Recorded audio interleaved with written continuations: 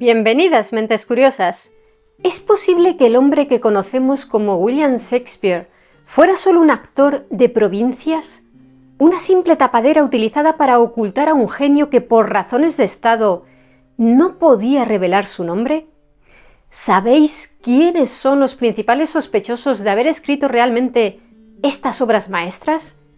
¿Y conocéis la teoría de que la pluma más afilada de Inglaterra perteneció en realidad a una mujer?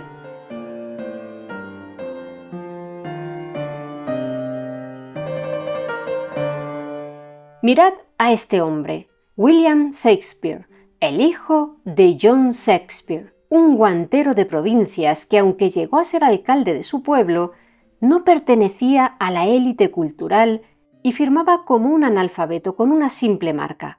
William nunca fue a la universidad, nunca salió de Inglaterra y, sin embargo, escribió sobre la corte de Venecia, sobre leyes complejas e intrigas de palacio. ¿Nos han estado mintiendo sobre él durante 400 años? Ya le dedicaremos una biografía amplia a William Shakespeare, como en su día hicimos con Miguel de Cervantes, pero en el vídeo de hoy nos centraremos en intentar descubrir si fue el autor de las obras que se le atribuyen, o cabe la posibilidad de que estemos ante la mayor estafa literaria de la historia.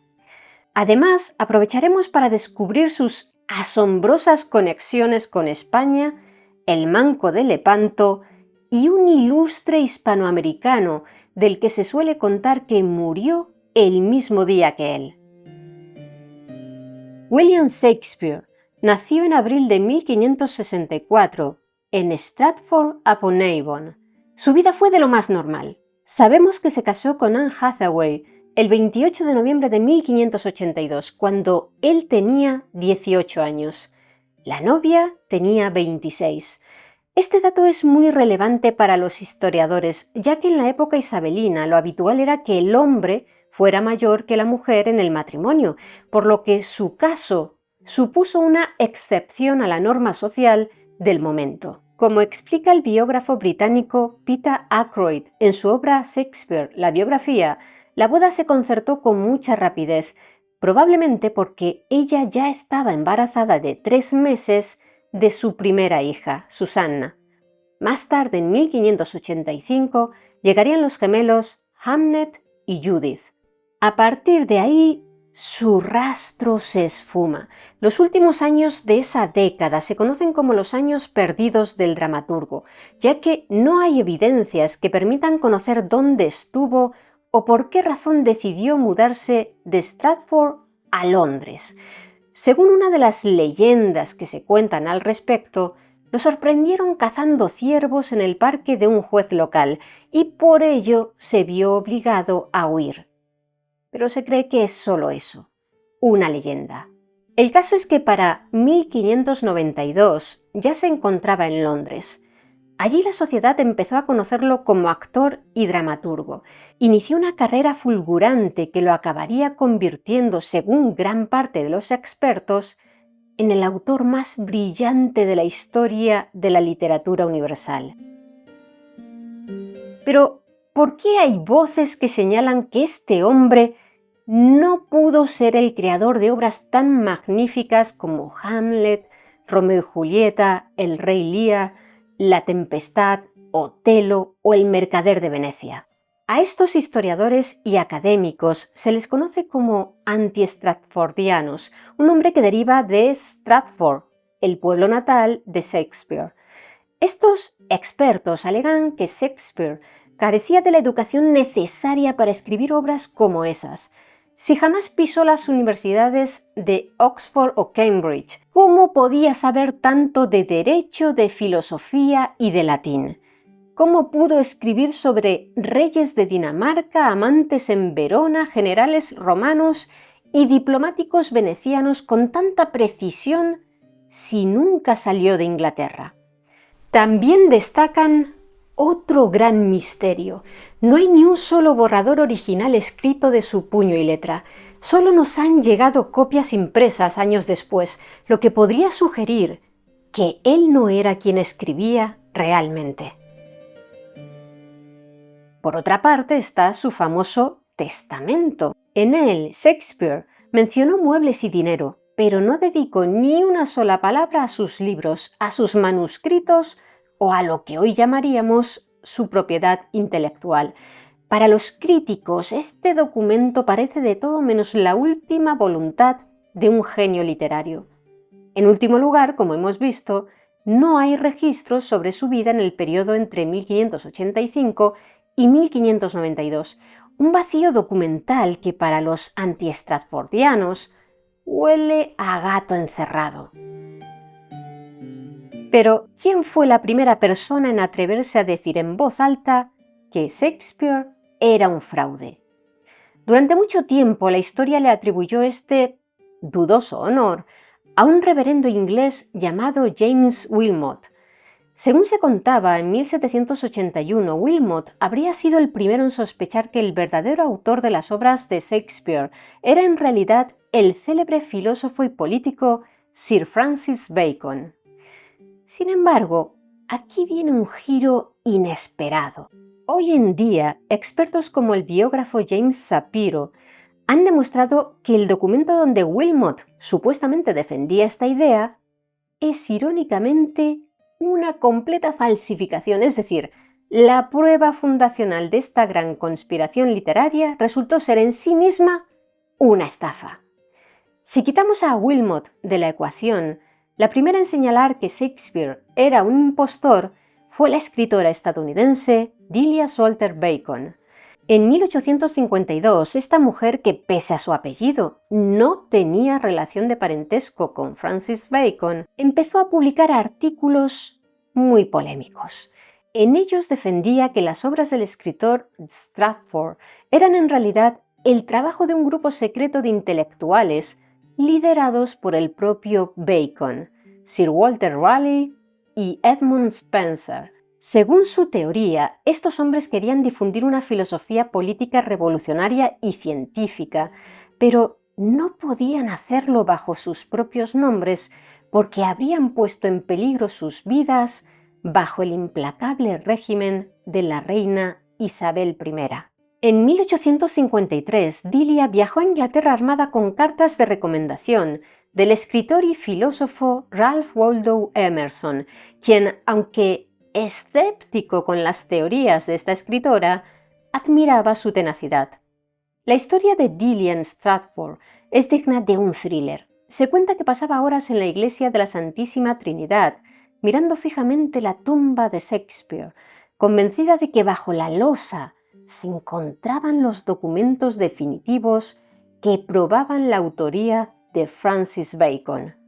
Llegó incluso a pedir permiso para abrir el sepulcro, lo que suponía enfrentarse a la famosa maldición inscrita en la lápida.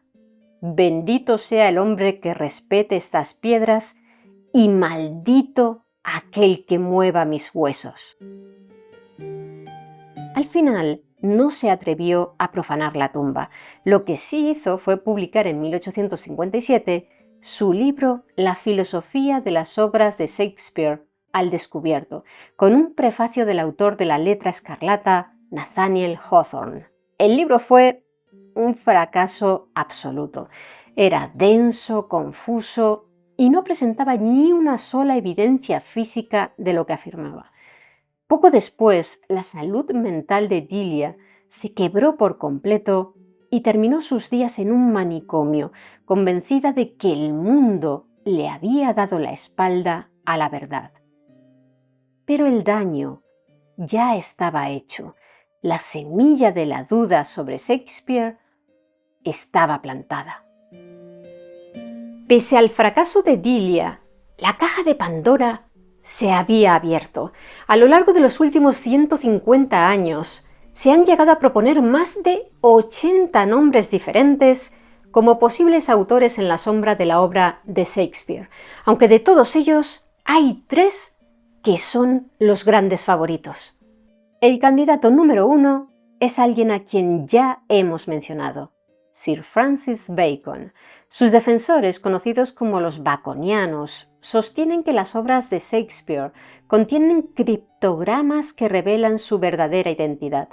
Argumentan que Bacon era un auténtico polímata con el conocimiento legal, científico y filosófico necesario para escribir algo así.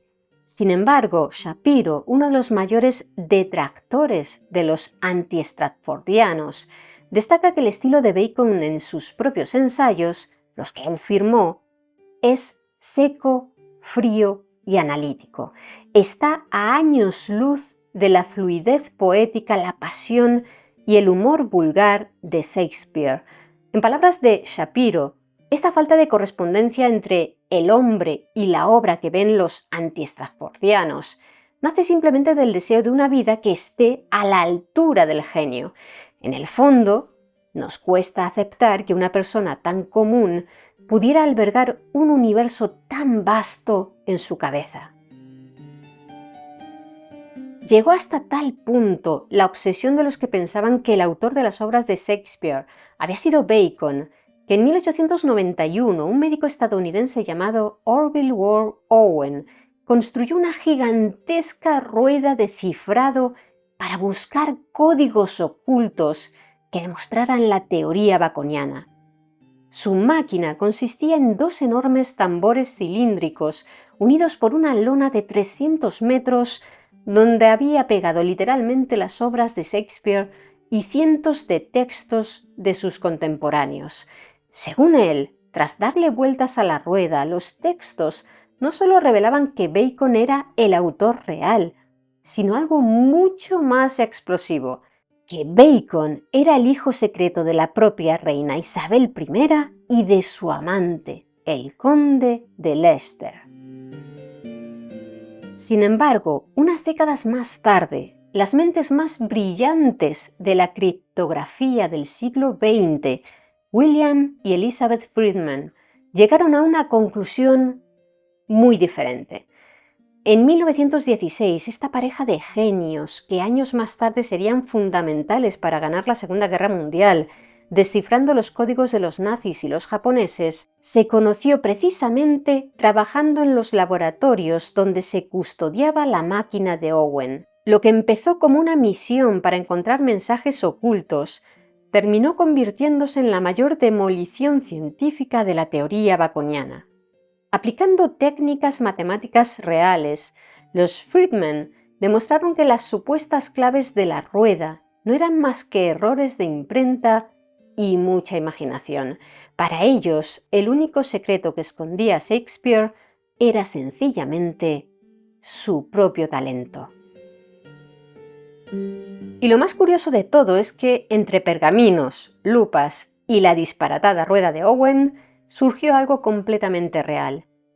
William y Elizabeth no solo resolvieron el misterio, sino que se enamoraron en medio de aquella investigación, razón por la cual hoy muchos los recuerdan como los Romeo y Julieta de la criptografía. Eso sí, a diferencia de los personajes de Shakespeare, su historia no acabó en tragedia, sino en el matrimonio más brillante y letal para los códigos del eje en la Segunda Guerra Mundial. Ya hemos hablado de Bacon como candidato a ser el verdadero Shakespeare. Otro de los favoritos es Edward de Vere, 17º conde de Oxford. Esta teoría, la oxfordiana, es quizá la más popular hoy en día. Para sus defensores, el William Shakespeare histórico era solo un hombre de paja, un simple actor o testaferro al que utilizaron para firmar las obras y proteger así la identidad del verdadero genio. ¿Y en qué se basan? Pues ojo, porque los oxfordianos tienen argumentos que suenan bastante lógicos. Alegan que el conde sí viajó por Italia y que su vida está llena de paralelismos con las obras. Señalan, por ejemplo, que en Hamlet el personaje de Polonio es una parodia evidente de William Cecil, el tutor real del conde, y que al igual que le sucede a Hamlet, a Edward de Vere también lo capturaron unos piratas. El conde fue abordado en el Canal de la Mancha en 1576 y liberado poco después, un paralelismo innegable con el destino de Hamlet en su viaje a Inglaterra. ¿Qué otras coincidencias encontramos? En el mercader de Venecia, Antonio pide prestados 3.000 ducados, casualmente la misma cifra que el conde solicitó a unos banqueros durante su periplo por Italia para financiar sus viajes. Y además, al revisar la Biblia personal del conde de Oxford, resulta que los pasajes que él mismo subrayó a mano coinciden de forma muy sospechosa con las referencias bíblicas que aparecen en las obras de Shakespeare. Demasiada casualidad, ¿verdad? Sin embargo, hay un pequeño detalle que los defensores de esta teoría suelen ignorar. Edward de Vere murió en junio de 1604. Si él era el autor de las obras de Shakespeare, ¿cómo es posible que escribiera La Tempestad o Macbeth, que hacen referencia a eventos ocurridos años después de su muerte? La cronología no cuadra. La Tempestad de 1611 se basa en una carta real de William Strachey sobre el naufragio del buque Sea Venture en las Bermudas, que ocurrió en 1609.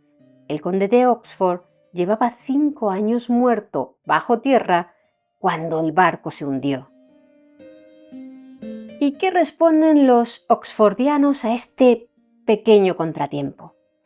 Pues se sacan un as de la manga. Argumentan que esas obras tardías eran en realidad borradores inacabados del conde que otros dramaturgos completaron tras su muerte. Bueno, una excusa que a unos convencerá más que a otros, pero más allá de las fechas y las excusas, es cierto que nos encontramos con un problema de base en la teoría oxfordiana, y es que leer obras de ficción buscando pistas autobiográficas para fabricar un autor a medida es un método que para la mayoría de los expertos hace aguas por todas partes. Vamos ya con el tercer gran candidato a adjudicarse la autoría de las obras de Shakespeare, que no es otro que el que fue su gran rival, Christopher Marlowe. Según la teoría Marlowe, este poeta y dramaturgo no habría muerto en una pelea de taberna en 1593, tal como reflejan los libros de historia, sino que orquestó su propia desaparición. Días antes lo habían acusado de traición y ateísmo y se enfrentaba a la posibilidad de ser torturado. Así que para escapar de la justicia, simplemente fingió su muerte, huyó del país y siguió escribiendo usando a Shakespeare como tapadera. Teniendo en cuenta que era espía de la corona, fingir un fallecimiento no le debió de resultar muy difícil. ¿Y en qué se basan los defensores de esta teoría? En una coincidencia de fechas muy llamativa. Marlowe supuestamente fallece en 1593 a los 29 años. Casualmente, ese mismo año y con la misma edad, un desconocido William Shakespeare publica sus primeras obras. Es casi como un relevo perfecto. Además, investigadores como el estadounidense Calvin Hoffman han encontrado versos casi calcados en ambos autores. Por ejemplo, la famosa frase sobre el rostro por el que zarparon 1000 barcos aparece tanto en el Fausto de Marlowe, en referencia a Helena de Troya, como en el Troilo y Crésida de Shakespeare. Sin embargo, no hay pruebas documentales que respalden esta teoría. De hecho, el biógrafo Stephen Greenblatt destaca que aunque Shakespeare aprendió mucho de Marlowe, sus voces son distintas. Shakespeare es mucho más humano y multifacético. Tan poca prueba hay que hoy en día existe un premio económico para quien logre demostrar esta teoría, y hasta el momento sigue desierto. Marlowe, Oxford y Bacon son los 3 candidatos más mencionados en las teorías de que tras el nombre de Shakespeare se escondía otro autor. Pero la conspiración no es solo cosa de hombres, porque pensadlo por un segundo. Si fueras una de las mentes más brillantes de tu generación, pero la sociedad te prohibiera publicar teatro solo por ser mujer, ¿no buscarías a un actor de poca monta para que firmara tus obras? Eso es exactamente lo que algunos investigadores creen que hicieron Mary Sidney o Emilia Bassano. Empecemos por la candidata aristocrática, Mary Sidney, condesa de Pembroke. Esta teoría ganó seguidores porque Mary no era una noble cualquiera, sino una de las mujeres más eruditas de la Inglaterra isabelina. Su residencia, la finca de Wilton House, era un auténtico hervidero intelectual conocido como el Círculo de Wilton, por donde pasaban los mejores escritores y pensadores de la época.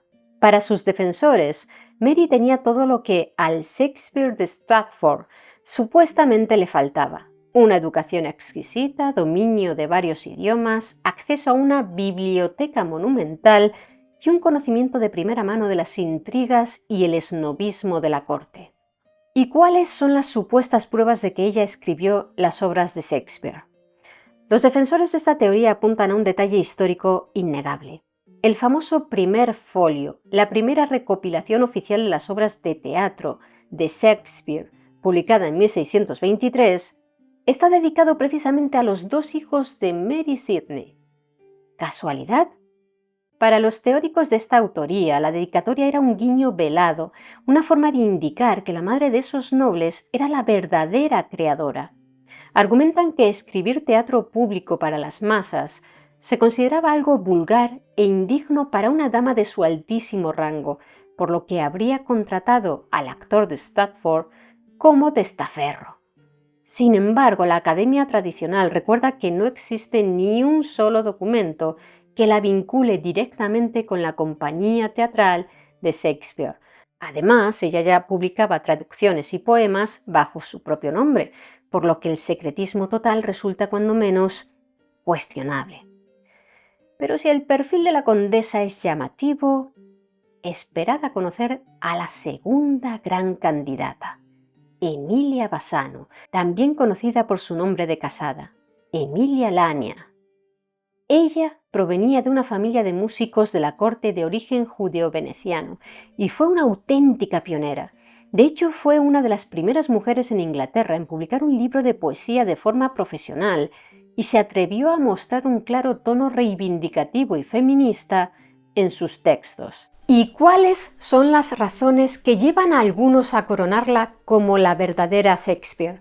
Sus partidarios aseguran que su biografía es la pieza del puzzle que mejor encaja con los grandes misterios de las obras. ¿Cómo sabía tanto Shakespeare sobre las leyes, costumbres y geografía de Italia si nunca salió de Inglaterra? Fácil, porque la familia de Emilia era veneciana. ¿Por qué hay un conocimiento tan íntimo del judaísmo o de la música en obras como El mercader de Venecia o La fierecilla domada? Porque ella tenía raíces judías y era música profesional. Incluso señalan que su pluma justificaría la creación de personajes femeninos tan asertivos, inteligentes e independientes como Beatrice, Portia o Emilia en Otelo. De hecho, durante mucho tiempo se pensó que Bassano era la famosa Dama Oscura o Dark Lady, a la que Shakespeare dedicó sus sonetos más apasionados. Muchos historiadores les han atribuido una relación amorosa, presentándola siempre como la amante o la musa inspiradora, pero teóricos recientes han dado la vuelta a la tortilla. Ella no habría sido la musa, sino la autora. Sin embargo, como ocurre con el resto de los candidatos, la teoría de Bassano se topa con el muro de la evidencia física. Los historiadores ortodoxos señalan que el conocimiento de Italia o del judaísmo se podía adquirir perfectamente leyendo libros o charlando en las tabernas de un Londres cada vez más cosmopolita, sin necesidad de haber nacido en Venecia. Al final, tratar de encontrar al autor buceando en la psicología de sus personajes sigue siendo para la mayoría de expertos un terreno demasiado resbaladizo. Por cierto, hay un detalle técnico que parece anular a todos los candidatos aristócratas. la logística. Las compañías de teatro eran pequeñas, a veces de solo 8 actores, pero obras como La Tempestad tienen unos 18 personajes. Al analizar los textos vemos que están escritos de forma casi matemática para permitir que un actor salga de escena, se cambie de ropa y vuelva a entrar como un personaje completamente distinto. Esto requiere un conocimiento íntimo de los tiempos de camerino y de la gestión del caos entre bambalinas. Un conde escribe poesía en su torre de marfil, pero solo un actor que ha sudado en el escenario sabe escribir pensando exactamente en cuánto va a tardar su compañero en abrocharse un jubón. Ese conocimiento práctico del escenario, de quién entra y quién sale, es la marca de un profesional que vive el teatro desde dentro. Pero la precisión de Shakespeare no se limitaba a las tablas del teatro, también se extendía a la geografía de una Europa que muchos insisten en que nunca conoció. Sus detractores se han burlado durante siglos de que, en La Tempestad, situara barcos en Milán, tratándola como una ciudad portuaria cuando es de interior. Lo llamaban ignorante, pero la realidad histórica es muy distinta. En el siglo XVI, Milán disponía de una compleja red de canales navegables que la conectaban directamente con el mar. De hecho, ese sistema de esclusas fue perfeccionado por el mismísimo Leonardo da Vinci. Un puerto fluvial en el corazón de Italia era una realidad tecnológica que un autor bien informado de la época no consideraría un error. Una vez más, Shakespeare, lejos de equivocarse, demostró un conocimiento del terreno que sus propios críticos ignoraban.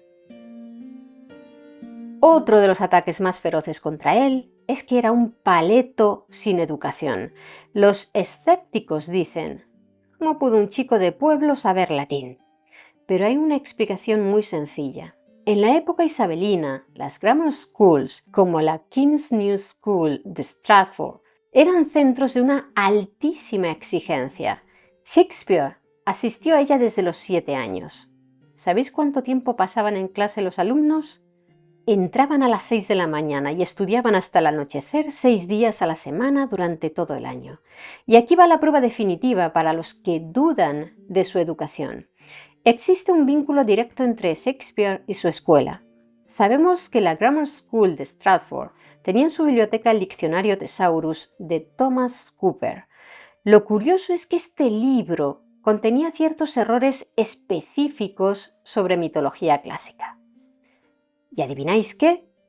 Esos mismos errores exactos aparecen replicados en las obras de Shakespeare, una circunstancia que demuestra que el dramaturgo estudió con los libros que había en su pueblo y no con los de la biblioteca privada de un conde.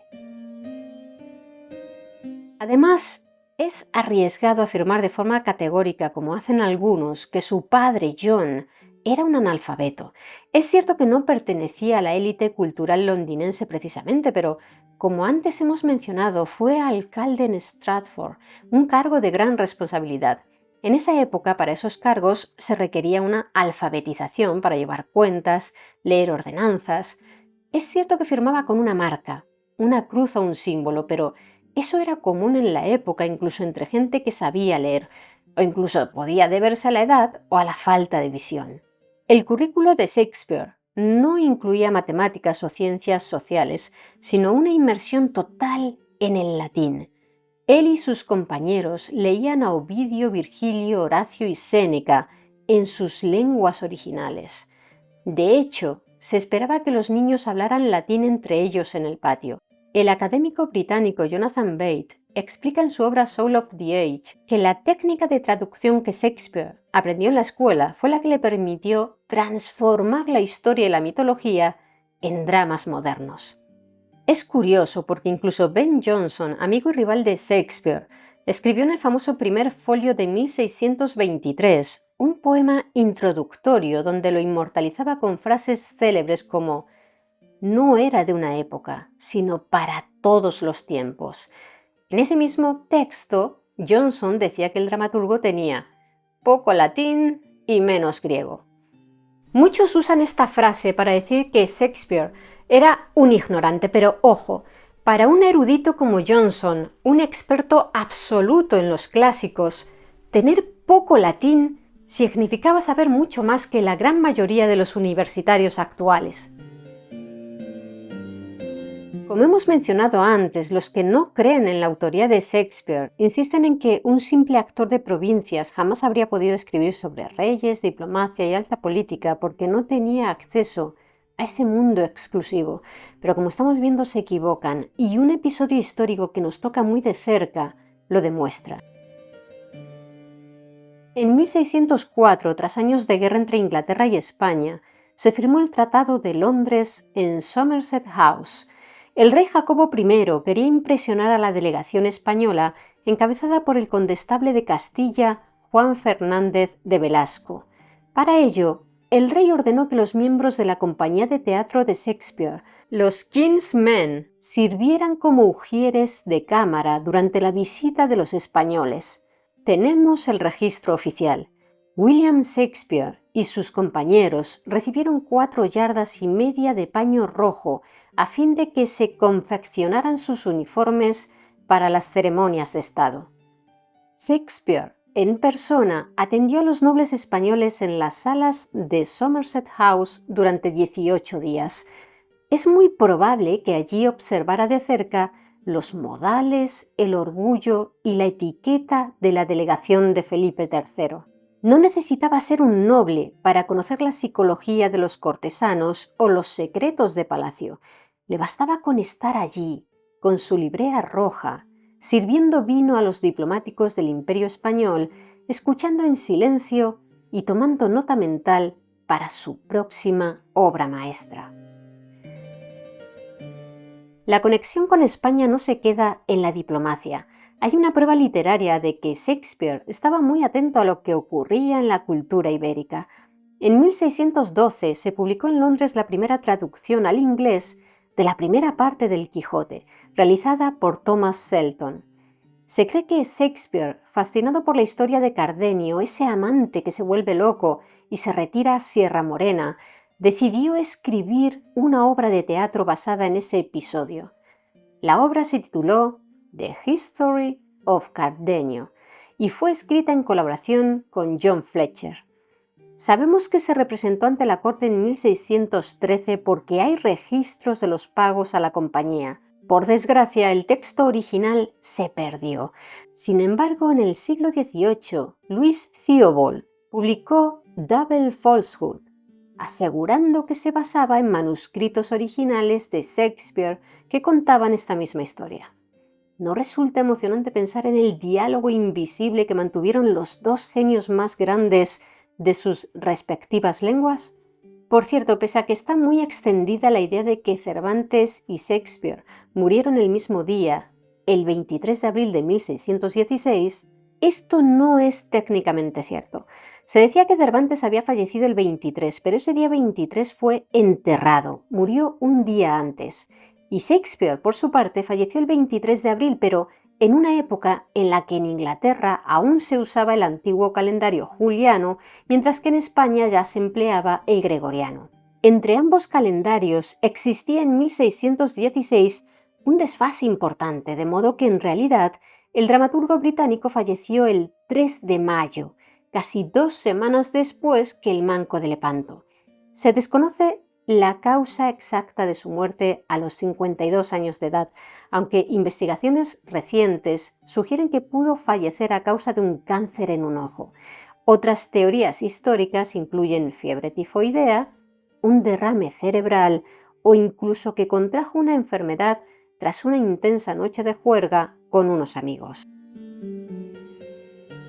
Hay un tercer gigante literario que entra en esta ecuación de fechas del 23 de abril y que nos conecta directamente con América, el Inca Garcilaso de la Vega. Este historiador y escritor peruano, nacido en Cuzco y autor de los Comentarios Reales de los Incas, murió en la localidad española de Córdoba y, aunque hay un pequeño debate sobre si fue el 22, el 23 o el 24, el registro de la catedral de la ciudad andaluza especifica que fue precisamente el 23 de abril de 1616. La UNESCO instituyó el Día Mundial del Libro en esta fecha precisamente por esta asombrosa coincidencia: tres mentes universales abandonando el mundo casi al mismo tiempo. Pero sigamos con los argumentos de quienes aseguran que el escritor de Stratford fue efectivamente el genio que todos conocemos. Los biógrafos modernos han aportado otras pruebas definitivas en este sentido. Uno de los mayores expertos en Shakespeare, Stephen Greenblatt, explica en su obra El espejo de un hombre que la genialidad del autor nació precisamente de su capacidad para observar. No necesitaba ser un rey para escribir sobre reyes.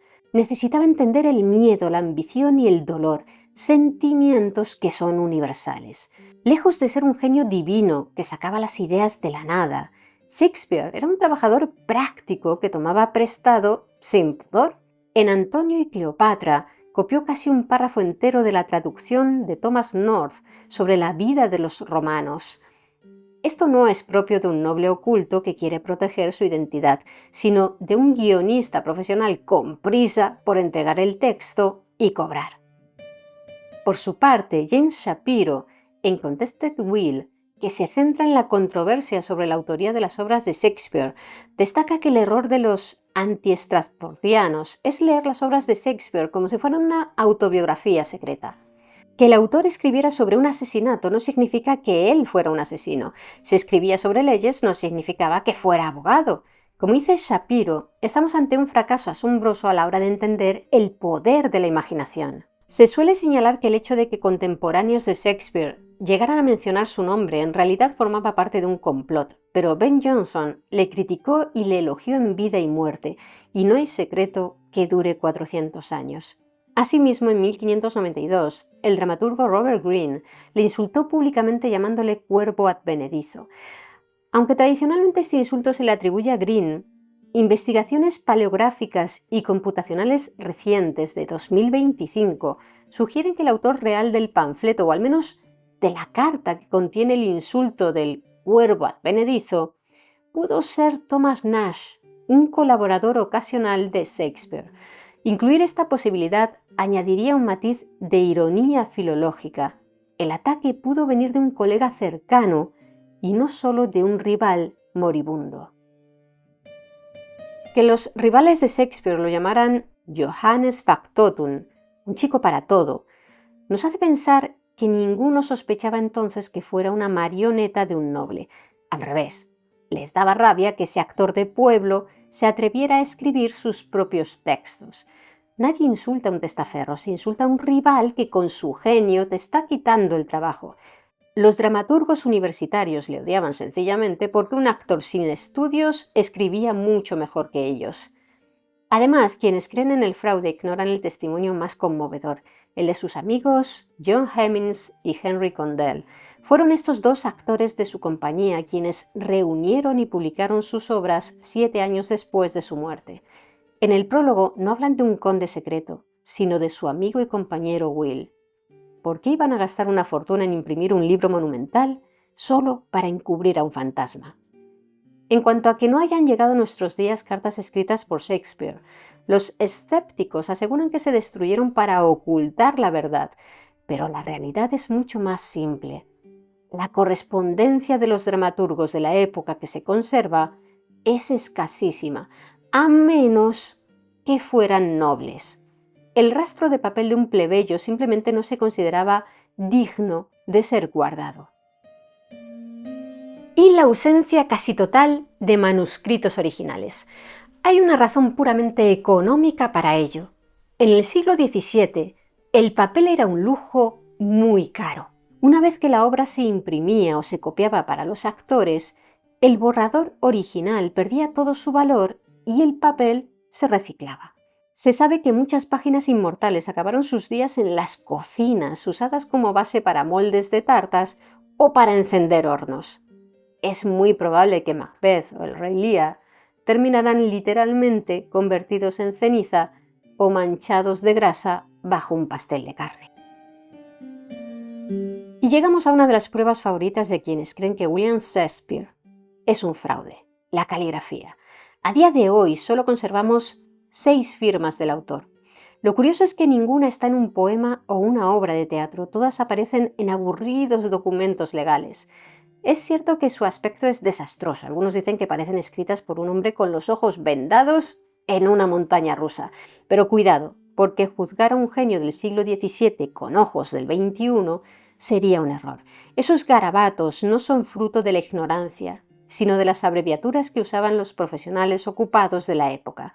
Que su firma fuera fea no significa que fuera analfabeto, del mismo modo que la letra ilegible de un médico hoy en día no significa que no sepa de medicina.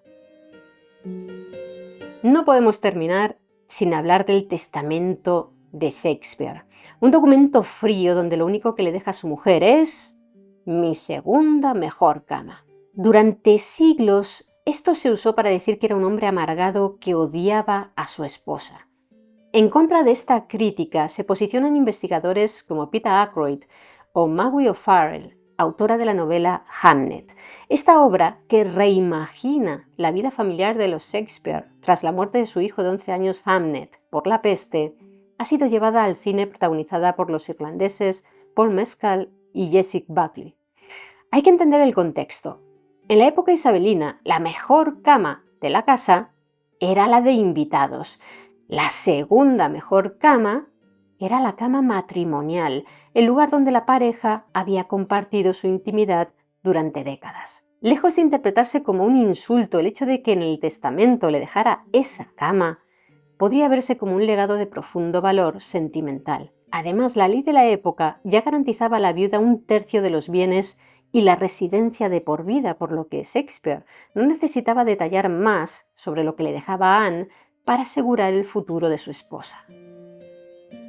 Se alega además que la firma de Shakespeare en el documento era temblorosa, pero no olvidemos un detalle. El autor murió apenas un mes después de firmar, posiblemente ya entonces estaba gravemente enfermo. Ese trazo débil no sería ninguna prueba de analfabetismo, sino el último rastro de un hombre que se estaba apagando. Entonces, ¿fue Shakespeare un fraude? ¿Fue solo un actor que prestaba su firma a las obras de otro? La respuesta, después de analizar todas las pruebas, parece ser un rotundo no. La teoría de la conspiración es interesante, pero se desmorona ante el rigor de la historia. William Shakespeare fue un hombre que supo aprovechar la extraordinaria educación de su época y era un gran observador, alguien que compró un escudo de armas para devolver la dignidad a su padre, quien, tras arruinarse, se había visto acuciado por las deudas. Fue un hombre que sufrió la pérdida de su hijo Hamnet, un dolor profundo que vemos reflejado en las sombras de Hamlet, y que al final de su vida solo quería regresar a su hogar en Stratford para disfrutar de su éxito. Quizá el verdadero misterio no sea quién escribió las obras, sino cómo un solo hombre pudo contener tanto mundo en su interior. Pero, sea cual sea el nombre que prefieras creer, las palabras siguen ahí, recordándonos que Shakespeare no era de una época, sino para todos los tiempos.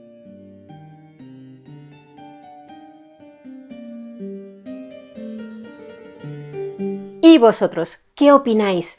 ¿Creéis que las pruebas que os hemos presentado son suficientes para acabar con las acusaciones de fraude? ¿O seguís sospechando que hay un secreto oculto en alguna parte? Me gustaría que nos lo contarais abajo en los comentarios. Y si queréis conocer más historias interesantes, suscribíos a nuestro canal y activad el botón de la campana. Por cierto, si queréis saber la historia de Cervantes, de quien se cree que pudo llegar a trabajar como espía para el rey Felipe II, no os perdáis este otro vídeo. Muchas gracias por estar ahí, mentes curiosas. Nos vemos en el siguiente vídeo.